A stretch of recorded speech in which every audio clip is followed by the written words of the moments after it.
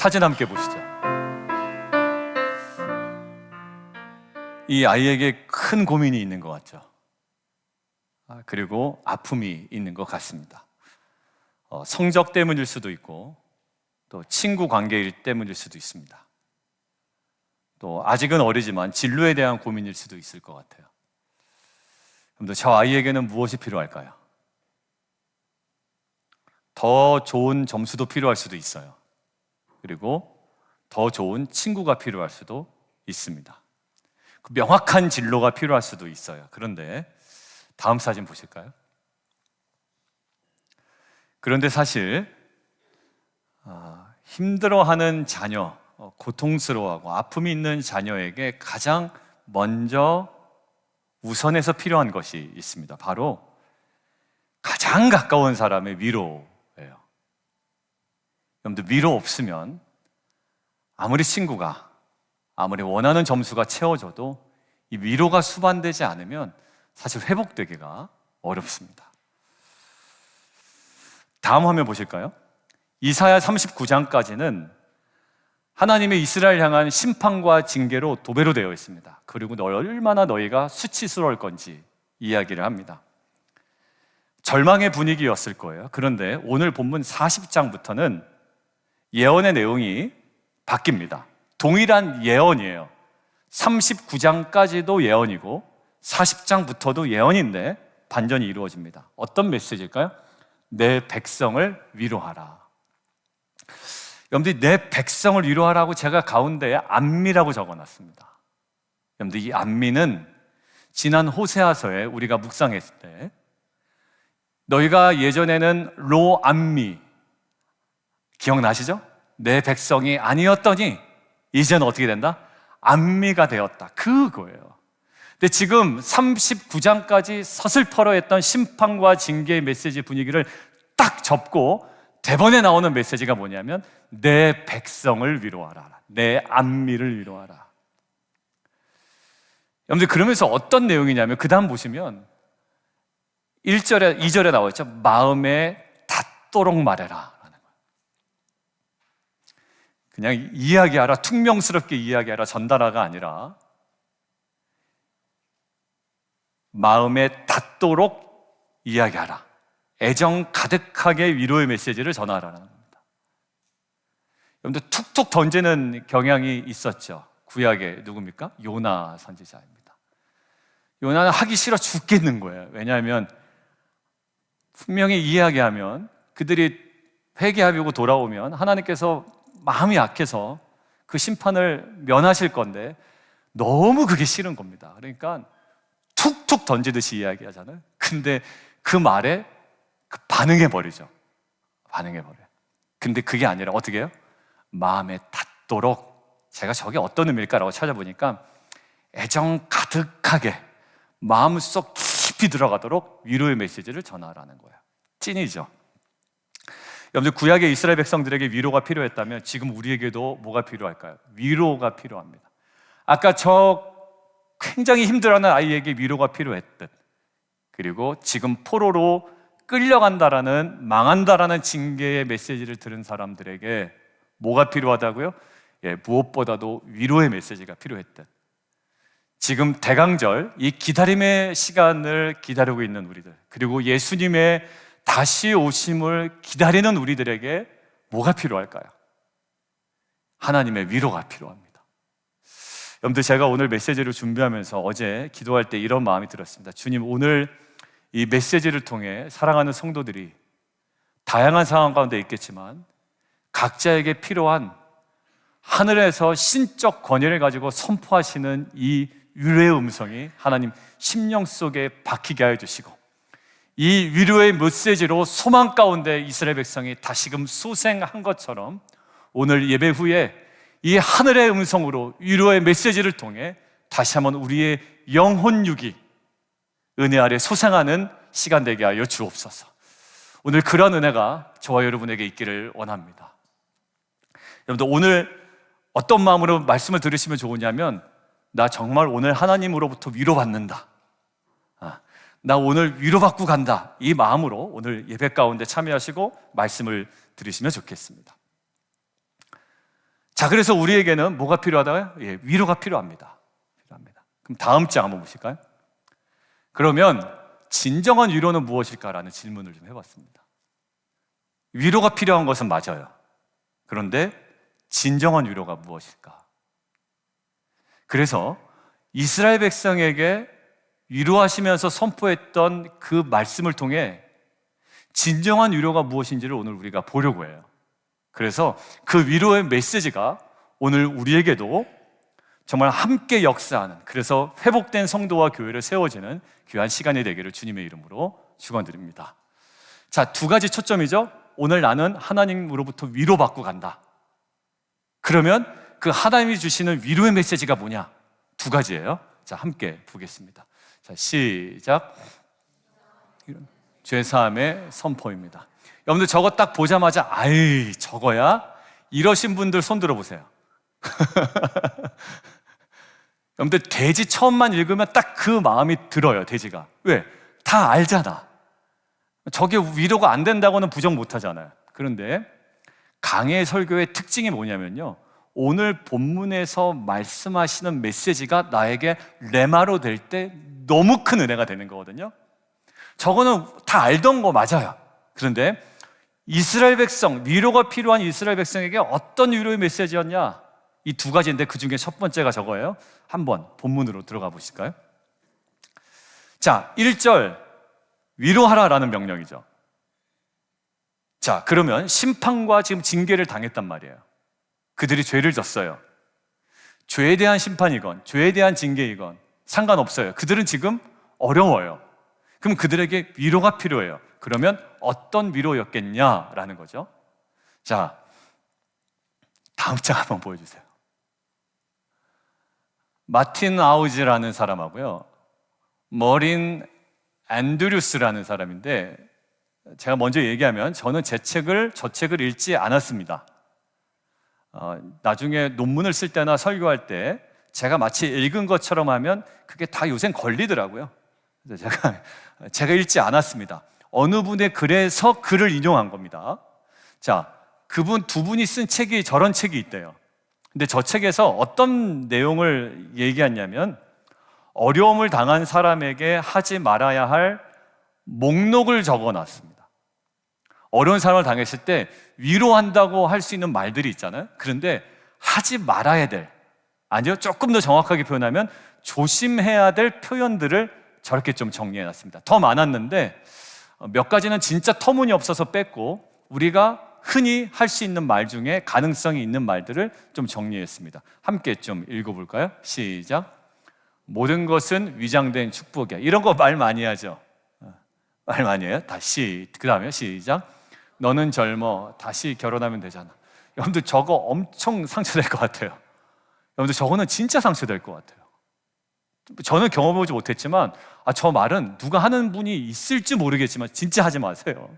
자, 세 번째 시작. 그래도 나보다는 나아. 저거는요, 그 교육학이나 심리학이나 뭐 그 상담학이나 배우면 저런 말은 진짜 안 되는 거예요. 저건 안 돼요. 자, 네 번째 시작. 내 어머니는 저 젊었을 때 돌아가셨어. 저것도 마찬가지예요. 다섯 번째 시작. 하나님이 너무나 사랑하셔서 빨리 데려가셨나 봐. 하지 마세요. 하지 마세요. 그래, 만약 하고 싶으시면 조심해서 하세요. 아주 조심해서. 여러분들, 위로하시는 분의 입장에서는 최선을 다한 위로의 메시지였을지 모르지만 저거는 대부분 위로보다는 상처가 되었을 가능성이 많습니다. 그런데 저는 지금 이 언급한 이 메시지들이 몇 개들은 가만히 보면 아슬아슬하지만 단순히 내용의 문제만은 아니라는 생각이 들었습니다. 다음 장 보실까요? 위로의 내용의 문제라기보다 위로자의 권위 문제예요. 다음 페이지야. 다음 밑에 볼까요? 네가 뭔데? 여기 딱 걸리는 거예요. 하나님께서 사랑하셔서 먼저 내려가셨나 봐. 그럼 우리 마음에 그런 마음이 들락말락 하다가도 누가 그 얘기를 먼저 나한테 딱 때려버리면 어떤 마음이 든가요? 네가 뭔데 그 얘기를 하는 거야? 라는 거예요. 여러분들, 밀양 영화가 그 나쁜 놈의 고백은 정말 하나님과의 관계 속의 고백일 수 있어요. 내용의 문제는 아닐 수 있습니다. 근데 그것들을 전하는 대상이 잘못되고 결국 뭐냐면 네가 뭔데였습니다. 네가 뭔데. 결국 메시지를 전하는 위로자의 권위 문제예요.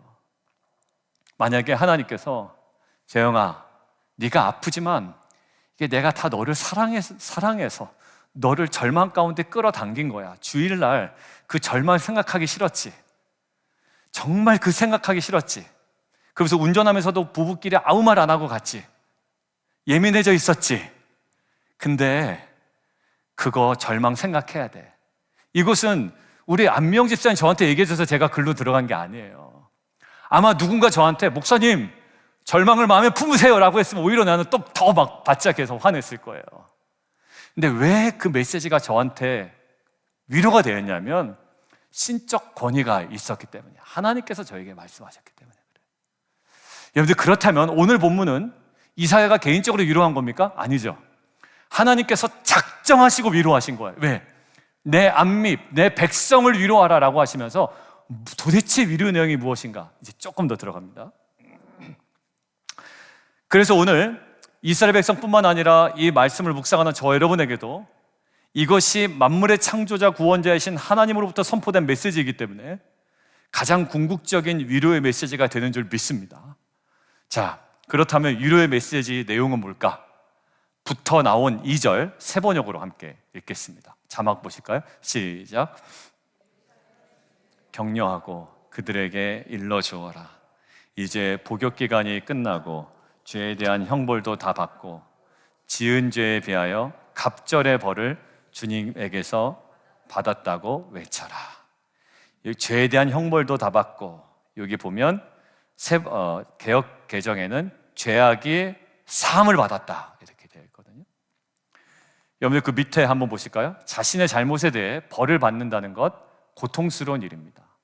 내가 잘못했지만 그 잘못한 만큼의 벌을 받는다는 것 굉장히 고통스럽습니다. 그런데 굉장히 고통스러운 그 순간에 갑자기 한 메시지, 너 이제 충분히 벌을 받았다라는 그 사실은 그에게 더할 나위 없는 궁극적인 위로가 됩니다. 왜? 이제 끝났기 때문입니다. 옆에 분과 함께 우리가 인사 나눌까요? 죄사함의 선포는 우리에게 궁극적 위로입니다. 저 메시지 함께 나누겠습니다.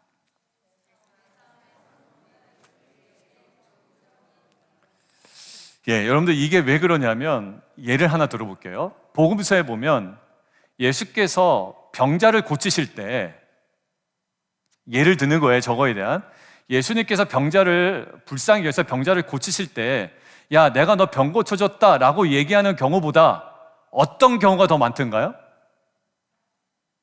내 죄사함을 받았느니라. 마가복음 2장 5절에도 되어 있고요, 누가복음 5장 23절로 되어 있어요. 똑같은 표현입니다. 내 죄사함을 받았다라는 거예요. 여러분들 병이 났습니다, 그 사람이요. 그런데 그 모든 과정을 통해서 하나님께서 궁극적인 위로의 메시지를 던져주시는 거예요. 네가 병이 나서 생기는 위로보다 더 궁극적인 위로가 있는데 뭐가? 너의 죄사함을 받았다라는 것이 너의 인생에 있어서 더할 나위 없는, 비교할 수 없는 가장 궁극적인 위로가 된다라는 거예요. 제가 뭔가를 잘해서 얻는 성취감 때문에 제가 받는 위로도 있겠지만, 누군가의 덕담으로 받는 위로도 있겠지만, 저희 인생에 그 모든 것들이 사라져도 제 안에 부족함 없는 위로함의 핵심이 뭐라고요? 죄사함이라는 거예요. 죄사함의 선포가 저와 여러분의 인생의 궁극적 위로라는 겁니다. 저 사람들 돌아와서 집도 만들어야 되고, 포로로 끌려갔다가 돌아오면 황폐한 땅을 일궈야 되고, 여러 가지 많은 위로를 받아야 되지만 그 모든 것들을 다 제하고더라도 가장 궁극적인 너희에게 위로가 뭐냐면 죄가 사해졌다, 이제 충분히 형벌을 받았다, 끝났다라는 것이 그들에게 있어서 궁극적인 위로였다라는 겁니다.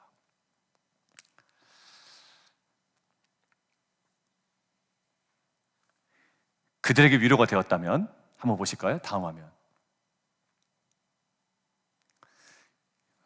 여러분들 이거는 좀 잘 들어보세요. 제가 다른 성경 이야기할 때도, 성경 공부할 때 이야기했는데, 성경은 1차적으로 대부분이 성취가 됐습니다. 그런데 성경은 1차적인 성취 외에 2차적 성취도 있고요. 그리고 더 궁극적인 성취로 나아가는 책입니다. 그래서 이스라엘 백성이 출애굽을 했잖아요. 그럼 출애굽하면 끝난 거잖아요.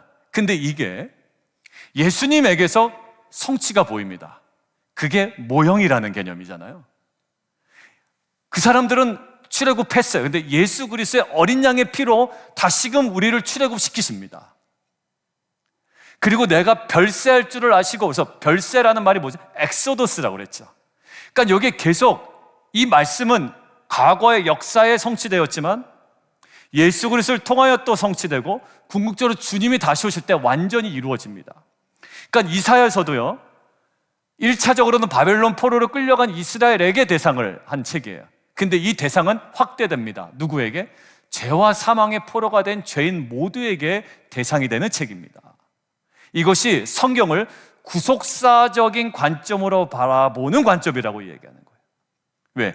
한 번 성취돼서 끝났으면 이게 우리에게 무슨 은혜가 됩니까? 예수 그리스도를 성취되며 지금도 성취되고 궁극적으로 완성될 거라는 거예요. 자, 그러면 성취도 확대가 됩니다. 저 이사야서의 예언은 성취되었죠. 1차적인 성취는 바벨론 포로에서 돌아오는 사건으로 성취되었는데, 이것이 예수님에게서 2차적으로 성취됩니다. 무엇으로? 죄와 사망에서 예수의 십자가를 통하여 이제 구원받는 사건으로 성취됩니다. 그리고 마지막에 이제 완성되는 때가 주님이 다시 오실 때 완성되는 거죠. 자, 그랬다면 결국 복역의 기간이 끝났다, 죄에 대한 형벌을 다 받았다라는 메시지가 바벨론의 그 포로의 고통 가운데 살아가면서 해방을 기다리던 이스라엘 백성에게 어느 것과 비교할 수 없는 궁극적인 위로가 되었다면, 동일하게 저 이사야의 말씀을 통해 죄와 사망의 권세에 있었던 지금 저와 여러분에게도 예수 그리스도의 십자가의 죽음과 부활 사건으로 죄악이 사함받았느니라 라는 이 선포가 어떠한 메시지보다, 어떠한 건강과 재물의 풍성함보다 가장 궁극적인 위로의 메시지임을 저는 믿습니다. 이것들 우리가 믿음으로 선포하고 받아들이고 진리 안에서 그 위로와 회복을 다시금 누리고 경험하는 저와 여러분 되기를 주님의 이름으로 축원드립니다. 우리 다시 한번 옆에 분과 함께 나눌까요? 죄사함의 선포는 우리에게 궁극적 위로입니다.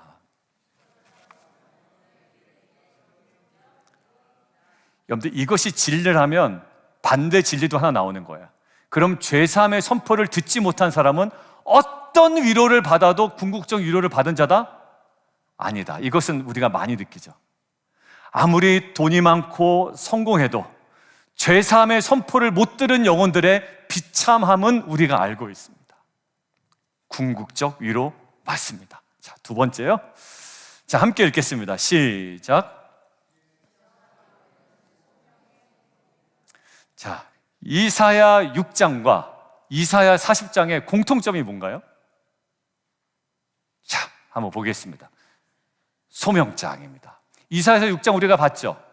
뭐 있냐면 여호와의 옷자락이 막 성전에 가득합니다. 화로다 내가 죽게 되었도다 하다가 주여 나를 보내소서, 나중에 그 하나님의 그 소명을 받는 장면입니다. 소명장입니다. 이사야서 40장은요, 여기 딱 나오죠. 외치는 자의 소리여 이르되 너는 광야에서 여호와 길을 예배하라, 사막에서 우리 하나님들을 평탄하게 하라. 소명을 받는 장면이에요. 그러니까 여러분, 누가 물어보시거든, 이사야서의 6장과 40장의 공통점은 뭐냐라고 하면 소명장이라는 공통점이 있습니다. 자, 근데 다른 점은 뭘까요? 밑에 볼까요? 6장은 심판을 외치라는 소명인 것인데 40장은 구원을 외치라는 소명입니다. 그러나 동일한 것은 뭐냐면 두 개의 공통적으로 소명을 받았다라는 점에서는 동일합니다. 자, 그런 아까 우리가 대상의 확대, 그다음에 성취의 확대 이야기했죠. 자, 40장은 한 예언자, 이사야라는 한 예언자에게 소명을 부여하는 장 맞습니다. 그런데 더 확장하면 그것이 이사야에게만 소명을 부여하는 장이 아니라 누구에게? 이스라엘 백성에게 소명을 부여하는 장이기도 하며 실제로 내용에도 그런 내용이 들어있습니다. 그리고 더 나아가 신약의 성도들, 혈통적 아브라함이 아니라 영적으로 아브라함의 자손이 된 신약의 이스라엘 백성인 저와 여러분에게도 이 소명장이 됩니다. 에이, 목사님, 무슨 이사야가 소명받은 장이지, 조금 더 나아가서 이스라엘 백성에게 주신 소명장이지, 저와 우리에게 주신 소명장이라고요? 아닌 것 같습니다 라고 하는 분에게 제가 증거를 하나 좀 보여드리도록 하겠습니다. 증거 보여드리면 믿으실 거죠? 자, 증거입니다. 쫙 보여주세요. 자, 함께 읽겠습니다. 시작. 이르되 나는 선지자 이사야의 말과 같이 주의 길을 곧게 하라고 광야에서 외치는 자의 소리로다. 여러분들 지금 뭐 얘기합니까? 저 사람이? 누구냐면 이 사람이 침례 요한이에요. 우리가 흔히 세례 요한, 침례 요한 이야기하는데 사람들이 물어봅니다. 너 누구야? 이렇게 물어보는 거예요. 너 메시아야? 메시아 온다고 했는데 너 메시아 맞아? 왜 행색이 좀 메시아 같거든, 분위기가. 그러니까 침례 요한이 그때 뭐라면 아니, 나 메시아 아니야. 그러면서 자신의 정체성을 이야기합니다. 자신의 사명을 얘기하는 거예요. 자신의 사명을 어떤 말씀에 근거해서 지금 이야기하고 있나요? 이사야서 40장입니다. 40장 3절에 외치는 자의 소리여 이르되 너는 광야에서 여호와기를 예비하라, 사막에서 우리 하나님의 대로를 평탄하게 하라라는 말씀이 있죠. 근데 지금 침례 요한이 너 누구야? 라고 할 때 자신의 정체성과 사명을, 그 말씀을 가지고 이야기한단 말이에요. 결국 이것이 이사야의 사명이 아니었고, 이사야의 사명만이 아니었고, 이사야서 40장이, 그리고 침례 요한만의 사명이 아니었다면 이 오늘 우리가 묵상하는 이사야서 40장은 저와 여러분에게도 동일한 사명장이 되어야 할 줄, 아니 이미 된 줄 믿습니다. 여러분들, 그 소명의 선포를 듣는 것이 오늘 궁극적 위로가 됩니다. 오늘 하나님으로부터 위로받고 가려고 그랬더니 무슨 소명이 위로가 된다고, 목사님은 정말 진짜 저 목사 진짜 답안 나온다, 약간 이런 생각하고 계실 분들이죠. 뭔가 위로받으라고 잔뜩 바이블은 잔뜩 줘놓고, 여러분들 오늘 말씀 메시지를 통해서는 위로 작정하고 받으셔야 됩니다. 그 메시지가 무엇인지 함께 보시죠 라고 해놓고선 죄사함의 선포까지 이해가 되겠는데 소명의 선포가 위로가 된다니, 내가 넘어갔다, 가스라이팅을 당한다, 아마 이 생각이 가지고 계신 분들이 있을 텐데, 예를 하나 들어볼게요. 다시 예를 드릴게요. 다시 진리를 말하고 하겠습니다. 소명의 선포를 듣는 것이 우리에게 궁극적 위로가 됩니다. 예를 들어볼게요. 직장에서 아무리 여러분들 급여를 많이 준다고 해도 여러분들 그 사람에게서 할 일을 하나하나씩 뺏어보면 어때요? 그 사람 반응이 좋아합니까? 나는 일 안 해도 이렇게 돈을 주네 라고 좋아하던가요? 아니요. 저 기아대책 끼고 있을 때요, 간사들이 힘들어하는 경우가 있습니다. 왜냐하면 거기서 월급 더 받고 덜 받고는 별 차이가 없어요.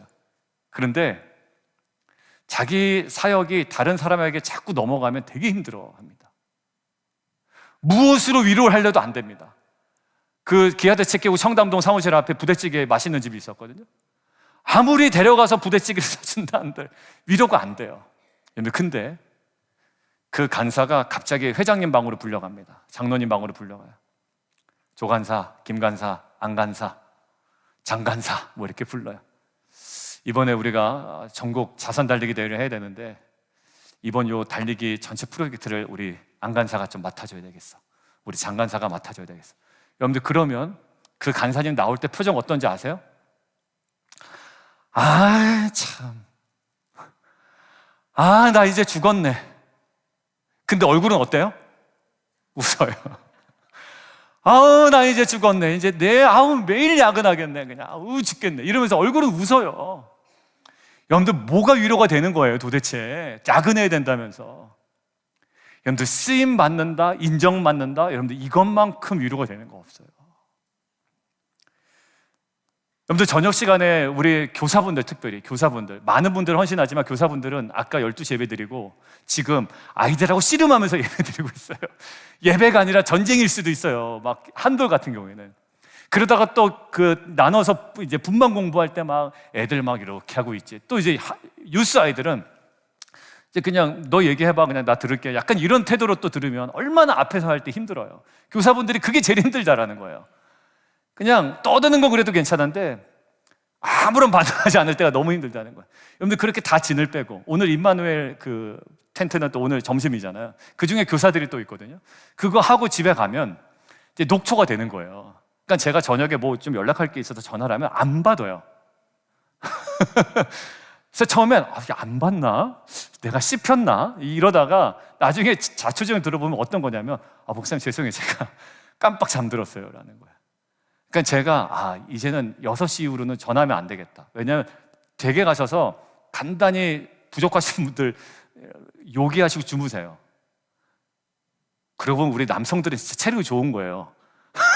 왜냐면 끝나고 또 막 족구하고 가시니까.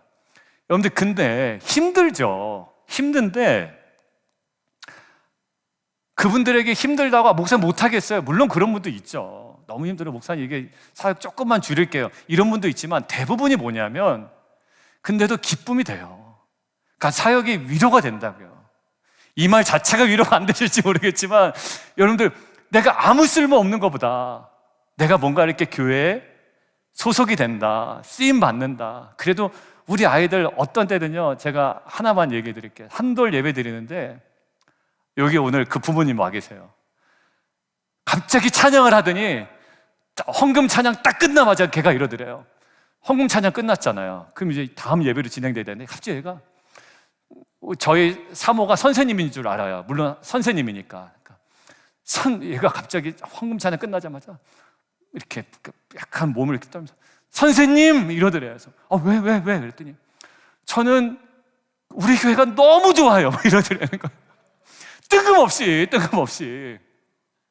그러니까 저한테 그러는 거야. 여보, 오늘 걔가 그러는데 내가 완전 그게 모든 게 다 그냥 회복이 되더라는 거예요. 여러분들 돈 주면 위로돼요. 맛있는 거 사 먹으러 가면 되잖아요. 근데 궁극적 위로가 뭐냐? 우리가 성도로서의 위로가 뭐냐면 그 하나님의 소명의 선포를 들을 때 그래, 내가 가야 할 곳이 있구나, 섬겨야 할 곳이 있구나, 나를 부르셨구나. 이것이 우리에겐 궁극적인 위로가 된다고요. 지난주에 보지 말아야 될 유튜브를 봤다고 그랬잖아요. 다른 교회 유튜브였어요. 근데 그걸 보다가 제 마음이 너무 비교하다가 제가 갑자기 절망이 돼버린 거예요. 근데 제가 뭐 했다고요? 비교에서 오는 열등감이 절망으로 갔다고 그랬잖아요.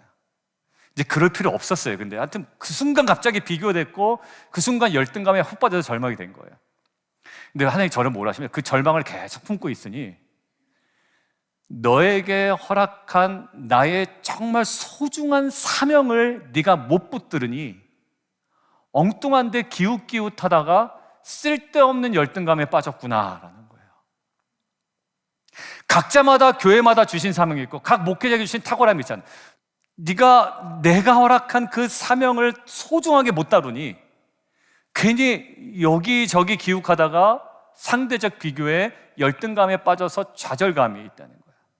그러니까 제가 이게 왜 소망이 됐냐면 그러면 하나님 빛과 소금교회 처음 세울 때 우리 교회에 허락된 그 큐티, 기도, 말씀과 성령, 그리고 내년에 우리 허락된 천상의 예배를 경험하는 공동체, 이제 교회가 어쿠스틱으로만 예배하는 그 분위기도 우리가 연출해 볼 건데 정말 이 모든 것들에 대한 소명을 내가 붙들고 집중하지 않고 있으니 어떤 거예요? 다른 게 더 커 보이고 다른 게 더 좋아 보이고 그냥 쓸데없는 거에 있는 거예요. 여러분들 제가 이것을 기도하다가 그러면서 이제 이것들을 이제 우리 남성 이제 우리 월요일날 이것들 나눴어요. 집사님들 막 이러면서 같이 이제 집사님들 제가 이거 놓치지 않도록 좀 기도해 주십시오라고 기도 부탁하고 같이 기도하고. 근데 이것을 두고 기도하니까요. 사명 두고 기도하니까 제가 천상의 예배를 경험하는 공동체 내년도 목표라고 그랬잖아요. 비전이라고. 근데 제가 가정 예배 드리자고 말씀드렸잖아요. 근데 하나님께서 이런 마음 주시더라고요. 성도들에게 가정 예배 드려라, 가정 예배 드리십시다라고 이야기하면 드릴 것 같냐? 이런 마음을 주시는 거예요. 안 드리지. 네가 창조적으로 패키지 좀 만들어봐. 가정 예배 가이드라든지 지침서라든지 아니면 생명의 삶에 있는 내용이라든지 그것과 관련해서 성도들이 딱 가지고 재미나게 가정 예배 드릴 수 있는 패킷을 좀 만들어봐. 디자인해서. 그러니까 그래, 내 사명에 집중하니까 다른 데 신경 쓸 데가 없는 거예요. 그래서 우리 사역자 회의할 때도 거기서 전도사님들 이렇게 하려고 하니 좋은 아이디어였으면 좀 얘기해주고 좋은 자료였으면 좀 알려달라고 얘기를 했습니다. 여러분들 이 소명의 선포가 위로입니다. 한 가지 예를 들고 말씀 마칠게요. 여러분들 하나 예를 들어볼게요. 저는 한국의 두산 베어스를 좋아하고 미국에서는 워싱턴 내셔널스를 좋아합니다. 아무래도 이쪽에서 와서 이쪽에서 계속 살았으니까. 그런데 메이저리그의 지금 최고의 마무리 투수가 누구냐? 에드윈 디아즈라는 투수입니다. 여러분들 에드윈 디아즈를 쳐보시면 티미 트럼펫이라고요. 티미 트럼펫 사운드로 저 마무리 투수가 나올 때 나옵니다. 영상을 볼까 말까 하다가 아유 그런 것까지 보냐 그럴까 봐 제가 그것들은 준비 안 했는데요. 빰빰빰빰 빰빠밤빰빰 빰 그런 노래가 있어요. 티미 트럼펫이라고. 그게 9회 말 3대2 한 점 차 마지막 상대방의 공격만 지키면 승리하는 거예요. 그때 에드윈 디아즈가 딱 나옵니다. 저쪽 뉴욕 매치구장 가면 외야에 불펜이 있거든요. 외야에 불펜 문이 쫙 열립니다. 퉁퉁 퉁퉁 퉁퉁 하다가 그 트럼펫 사운드가 납니다. 그 에드윈 디아즈는 천천히 외야에서 내야로 걸어옵니다. 다 사람들이 보고 있다는 거 알아요. 내 한 걸음 한 걸음에 사람들의 심장 박동수가 올라가고 있다는 거 알아요. 천천히 글러브 들고 옵니다. 그리고 내야에 가까이 올수록 조금씩 뛰어갑니다. 그리고 마운드에 오릅니다. 심판에게 글러브 검사 맞고 공 받아 연습 투구를 던지면 관중들이 그냥 난리가 납니다. 연봉 한번 볼까요? 연봉 비례. 5년 연봉 총액이 1억 달러입니다. 연봉을 그러니까 1년으로 나누면 연평균 2천만 달러를 법니다. 여러분들 이 에드윈 디아즈는 마무리 투수인데 메이저리그에 선발 투수를 많습니다. 경기 처음에 1회부터 많게는 6회, 7회, 8회까지 던지는 선발 투수들이 있습니다. 그리고 5일이나 6일에 한 번씩 자기 턴이 돌아옵니다. 꼬박꼬박. 근데 마무리 투수는 고작 많이 던져야 2회 아니면 보통은 1회만 던집니다. 9회 마지막에 나와서요. 여러분들 근데 이 에드윈 디아즈가 절대 선발 투수를 부러워하지 않습니다. 왜냐하면 못하는 선발 투수보다 자기는 메이저리그의 최고의 마무리 투수라는 자부심이 있습니다. 여러분들 에드윈 디아즈에게 뭐가 절망이 있냐면 아무리 돈을 많이 줘도 부상이든지 실력이 저하됐든지 저 뉴욕 매치의 마무리 투수를 다른 투수로 바꿔버리는 순간 자기가 마지막에 나와야 되는데 자기가 중간 투수로 나온 순간 그 어떤 것도 에드윈 디아즈에게는 위로가 되지 않습니다. 부상당해서 회복 단계에서 중간 투수로 나왔다 할지라도 마무리 투수로 복귀할 때 그것이 에드윈 디아즈에게는 최고의 위로가 된다는 말이에요. 여러분들 무엇이 위로가 됩니까? 소명이 위로가 됩니다.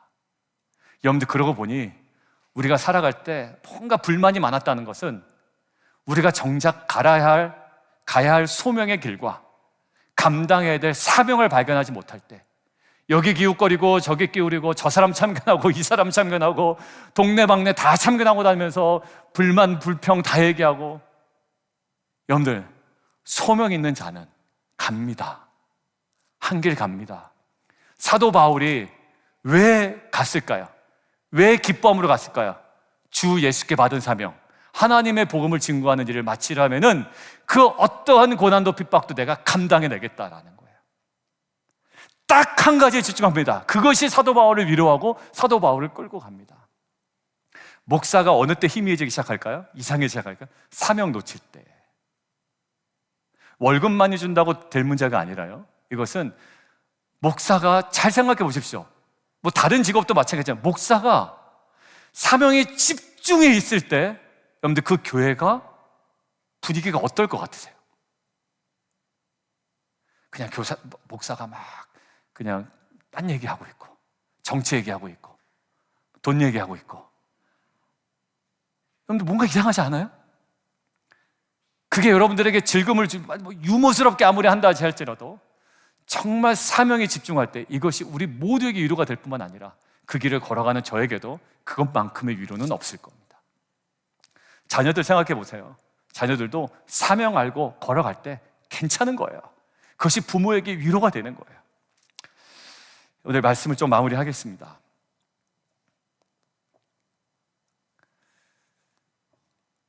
우리를 구원하신 이후에 예수님께서 우리에게 명령하신 게 있어요. 뭐냐면 너희는 가서 모든 족속으로 제자를 삼아 아버지와 아들과 성령의 이름으로 침례를 주고 내가 너에게 분부한 모든 것을 가르쳐 지키게 하라.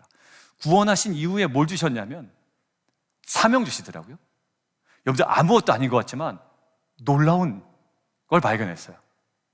구원하신 다음에 제자 삼으라는 사명 주십니다. 사도행전은 어때요? 예수님 하늘로 올라가십니다.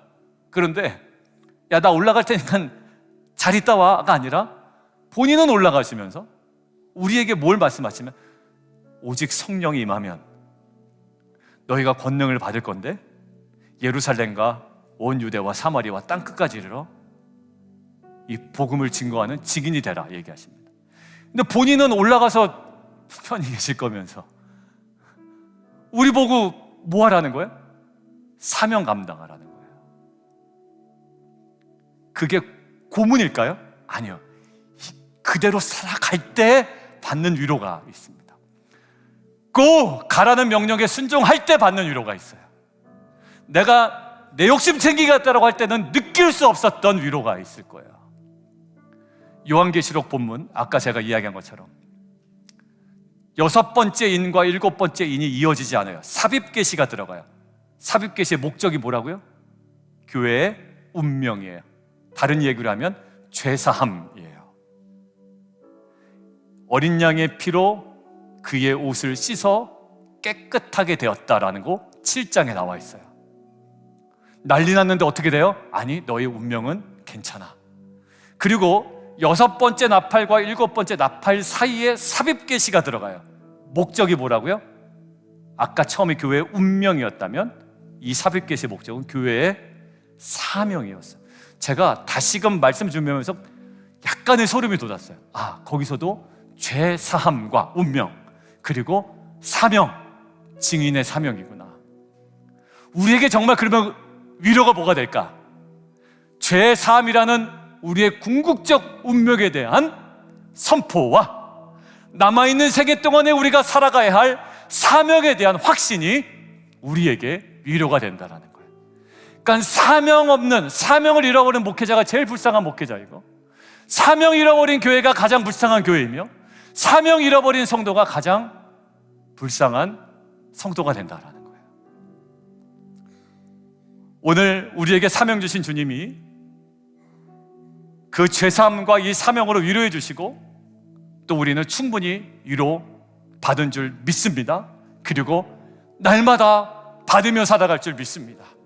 이제는 우리의 관념 속에 있었던 막연한 위로의 이미지를 깨고, 아까 처음에 있었던 그 막연한 위로의 이미지를 깨고, 우리에게 허락된 죄사함의 선포를 위로받고, 우리에게 허락된 소명의 선포를 위로받고, 그 부르심에 순종함으로 우리의 삶에, 우리의 가정에, 여러분들의 사업장에 생명력을 회복해 나가는 저 여러분 되기를 주님의 이름으로 축원합니다.